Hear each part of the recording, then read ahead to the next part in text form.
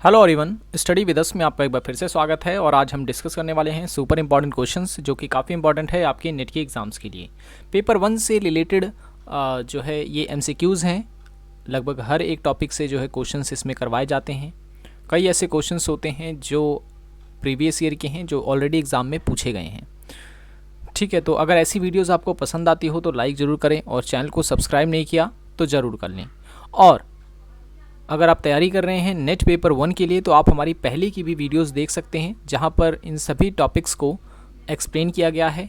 ठीक है, NTA net paper 1 के नाम से हमारी प्लेलिस्ट है, लिंक डिस्क्रिप्शन में दे दी गई है और ऊपर आई बटन पे क्लिक करके भी आप जो है हमारी वीडियोस को देख सकते हैं। चलिए, पहला जो आज का सवाल ये है वो ये है कि अध्यापन के समायोजन में निम्न में से मुख्य भूमिका निर्भर करती है। ठीक है, मुख्य भूमिका निर्भर करती है, तो ये निर्भर करती है किसकी? तो स्वयं शिक्षक की। ठीक है, ऑप्शन नंबर सी इसका करेक्ट आंसर हो जाएगा। ठीक है, शिक्षक जो होता है वो अध्यापन के कार्य में सबसे महत्वपूर्ण भूमिका अदा करता है। फिर उसके बाद आता है विद्यार्थी। ठीक है, विद्यार्थी। नेक्स्ट क्वेश्चन है, निम्न में से कौन सा सीखने का परिणाम नहीं है? ठीक है, सीखने का परिणाम नहीं है। देखिए, सीखने से निपुणता आती है, अभिवृद्धि होती है, ज्ञान बढ़ता है, लेकिन परिपक्वता नहीं होती है। ठीक है, तो ऑप्शन नंबर सी जो है इसका करेक्ट आंसर है। ऑप्शन नंबर सी, परिपक्वता। नेक्स्ट क्वेश्चन है, शिक्षक का ज्ञान जिसका उसके शिक्षण पर प्रभाव पड़ता है का संबंध है। ठीक है, शिक्षक का ज्ञान जिसका उसके शिक्षण पर प्रभाव पड़ता है का संबंध है।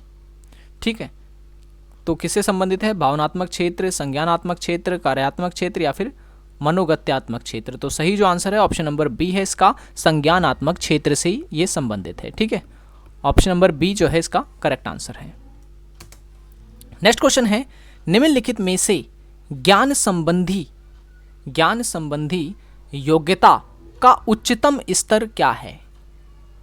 ठीक है, ज्ञान संबंधी योग्यता का उच्चतम स्तर क्या है? जानना, समझना, विश्लेषण करना या फिर मूल्यांकन करना। तो सही आंसर ऑप्शन नंबर डी है इसका। ठीक है, ऑप्शन नंबर डी जो है इसका करेक्ट आंसर है, मूल्यांकन करना। ठीक है, मूल्यांकन करना जो है इसका करेक्ट आंसर है।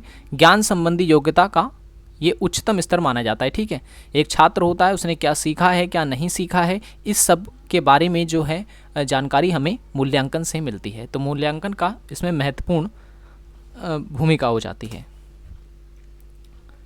नेक्स्ट क्वेश्चन है, किस अनुसंधान में अनुसंधानकर्ता क्यों और कैसे को खोजने का प्रयास करता है? ठीक है, क्यों और कैसे, किसी भी विषय में क्यों और कैसे को खोजा जाता है, किस अनुसंधान में ऐसा होता है? तो इसका जो सही जो आंसर होगा वो होगा ऑप्शन नंबर सी। ठीक है, ऐसा किया जाता है गुणात्मक अनुसंधान में।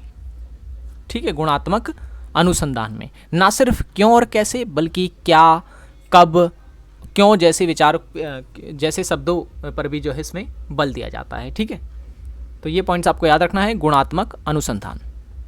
नेक्स्ट क्वेश्चन है, किस प्रकार का अनुसंधान सर्वेक्षण, साक्षात्कार, रिकॉर्ड्स आदि की समीक्षा पर आधारित होता है?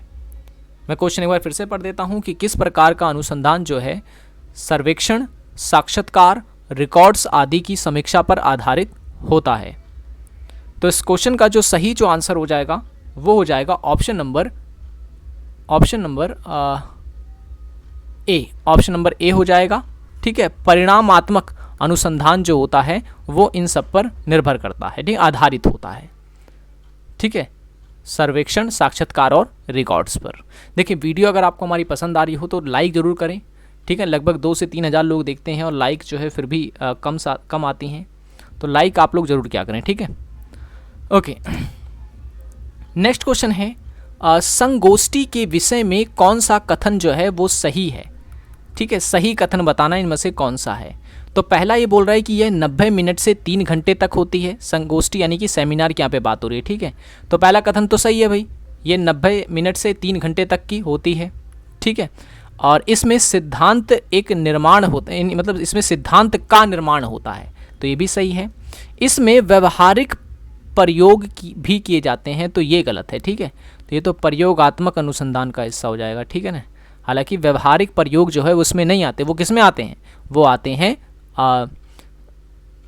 वर्कशॉप में, जिसे हम कार्यशाला कहते हैं, ठीक है, कार्यशाला कहते हैं जिसे हम लोग। तो कार्यशाला जो होती है उसमें हम व्यवहारिक प्रयोग करते हैं, ना कि संगोष्ठी में। संगोष्ठी में हम सिद्धांत निर्माण करते हैं सिर्फ। तो सही आंसर ऑप्शन नंबर सी हो जाएगा, सॉरी। सही कथन है तो अच्छा, एक मिनट, क्वेश्चन में थोड़ी सी मिस्टेक है। मिस्टेक ये है कि यहाँ सही कथन नहीं है होना चाहिए, सही कथन नहीं है। तो सही कथन नहीं कौन सा है, तो ऑप्शन नंबर सी इसका करेक्ट आंसर है। ऑप्शन नंबर सी, इसमें व्यवहारिक प्रयोग भी होते नहीं है, ठीक है, इसमें नहीं होते हैं। तो सही आंसर ऑप्शन नंबर सी है। क्वेश्चन याद रखें, संगोष्ठी के विषय में कौन सा कथन सही नहीं है क्वेश्चन, ठीक है। नेक्स्ट क्वेश्चन है, विश्वविद्यालय अनुदान आयोग का गठन किस समिति की सिफारिश पर किया गया था, किस समिति की सिफारिश पर किया गया था। तो देखिए, विश्वविद्यालय अनुदान आयोग जो है इसका गठन जो है वो किया गया था राधाकृष्णन आयोग की सिफारिश पर, ठीक है। तो सही आंसर कौन सा हो गया, ऑप्शन नंबर बी हो गया। अभी राधाकृष्णन आयोग जो है कब बना था, तो 1948 में बना था। आपसे पूछ सकता है कि कोठारी आयोग कब बना था, तो 1964 में बना था। धार नहीं है, तारकुंडे है, तारकुंडे आयोग है ये, तो ये कब बना था, तो 1978 में बना था ये।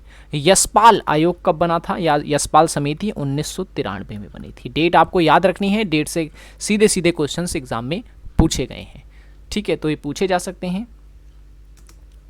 ओके, नेक्स्ट क्वेश्चन है, दुनिया का प्रथम विश्वविद्यालय कहाँ खोला गया था। तो दुनिया का अगर मैं बात करूं तो प्रथम विश्वविद्यालय खोला गया था तक्षशिला में। ऑप्शन नंबर 20 का करेक्ट आंसर है तक्षशिला विश्वविद्यालय। कब खोला गया था, तो याद रखें 700 ईसा पूर्व में, 700 ईसा पूर्व में। क्या आप मुझे कमेंट में बता सकते हैं कि कौन सा वो शासक था जिसने तक्षशिला विश्वविद्यालय की आधारशिला रखी थी। ये आपके लिए सवाल है, कमेंट में इसका आंसर जरूर बताएं, ठीक है। तक्षशिला विश्वविद्यालय पहला विश्वविद्यालय था पूरे विश्व में जो कि खोला गया था। दूसरा कौन सा था, तो दूसरा नालंदा था, जो कि याद रखें 4वीं शताब्दी में बनाया गया था। 4वीं शताब्दी में जो है ये बनाया गया था, ठीक है, नालंदा विश्वविद्यालय। और यहाँ पे एक और पॉइंट आपको बता दूं कि हायर एजुकेशन की जो शुरुआत है वो भारत में कब से हुई थी, तो ये भी आपको याद रखना है 1817 में हिंदू कॉलेज से हुई थी। कहाँ है हिंदू कॉलेज, तो ये दिल्ली वाला नहीं है, हिंदू कॉलेज यानी कि ये कलकत्ता की यहाँ पे बात की जा रही है, ठीक है, कलकत्ता में सबसे पहले हायर एजुकेशन पर बल दिया गया था। नेक्स्ट क्वेश्चन है, किस आयोग की सिफारिश पर भारत में MCQ मल्टीपल चॉइस क्वेश्चन परीक्षा पद्धति को अपनाया गया था। तो देखें, ये आयोग था मुदालियर आयोग। ऑप्शन नंबर सी इसका करेक्ट आंसर है। मुदालियर आयोग की सिफारिश पर भी जो है MCQ परीक्षा पद्धति अपनाई गई थी, ठीक है।